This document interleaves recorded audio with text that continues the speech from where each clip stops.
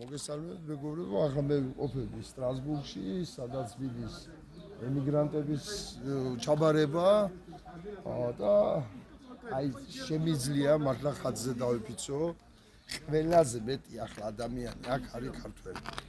აი ამ წუთას იქში 1 2 4 ამ წუთას დგას 1-6 ქართველია. რამდენიმე ათეულობით ქართველი ამ წუთას არის შესული შიგნით. თუ ვინმეს კალიასკი დაინახა, ნახეთ. შავკანიანიცა, არაბიცა, ყველა არის აქ. თუ ვინმეს კალიასკი დაინახა, თუ ვინმეს დაღურემილი სახით დაინახა, თუ ვინმეს მონტირას დაინახა, ვარ მხოლოდ და მხოლოდ ქართველი.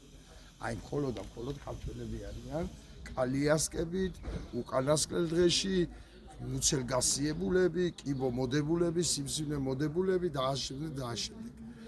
და ერთ-ერთი აი ყველას საქართველოში წერტილი დაუსვეთ. თქვენ აქ ვერ გადარჩები 2 თვე, რამდენიმე შეხვედრია, რომ მიუწია ეკიც თქვა 2 თვეში მოვტები, 3 თვეში მოვტები, შენი გადარჩენა არ არის და ასე შემდეგ და ასე შემდეგ და ჩამოსულან და გადაურჩენია ფრანგულ სახელმწიფოს და მე მინდა ახლა ერთი რამე ვთქვა ბიჭო. ედედა აფეთქებული, ფანატიკოსი გენი რო ხართ. ღვთისმშობლის ქვეყანა ვართ. ღვთისმშობლის ქვეყანა ასე როგორ გადააქციეთ. ასე როგორ გადააქციეთ, რომ დაავადყოფეთ თელიერი ამ წალკოტში. მართლა 64-ით ქვეყანაში ამდენი ავადმყოფი როგორ შეძელი და როგორ გადააქციეთ ეს ქვეყანა, ეს წალკოტი ამდენი ავადმყოფის ქვეყნად როგორ გადააქციეთ. შიგნით წარწერები არის 5 ენაზე. შიგნით საერთოდ სტრასბურგში თუ სამი ემიგრანტ შეხება, წარწერა არის 5 ენაზე. 5 ენაზე და ერთ-ერთი არის მათ შორის ქართველი. არა იმიტომ რომ დამწერლობაა თურმე ქართული. არა, ამიტომ არა. იმიტომ რომ იმდენი ქართველია, რომ 5 ენაზეა გაკეთებული წარწერები. ნუ ეს არის ტრაგედია, რასაც ახლა მე გიყვები და იმის მაგივრად რომ ვიბრძოდეთ იქ, რომ ეს სიტუაცია გამოვასწოროთ.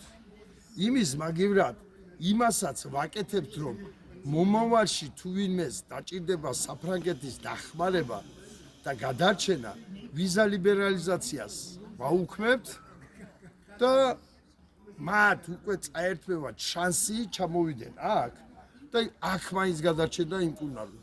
აი ამას ვაკეთებთ ახლა ჩვენი ქვეყანა. ამიტომ მოგიწოდებთ ტროლებო, ბოტებო, ტიტუშკებო, ხელისუფლება, მოგიწოდებთ. ნუ იზამთ ისე რომ თქვენი შვილის გადარჩენისთვის დაკეტილი იყოს გზა.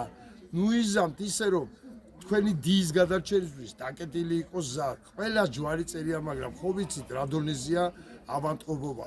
საქართველოში ხომ ვიცით როგორი ჯანდაცვის სისტემა გვაქვს, როგორი სწავლები გვაქვს, უხარისხო და ასე შემდეგ. და ნუ ვიზამთ იმსა და ყველა არის ჩამოსული ოჯახებით. აბსოლუტურად ყველა მოდის ოჯახით. შვილს დედა მოყავს, დედა შვილი მოყავს, მოდიან ოჯახებით მოდიან. და წაართმევთ დედას შვილის გადარჩენის საშუალებას. წაართმევთ ძმას ძმის გადარჩენის საშუალებას.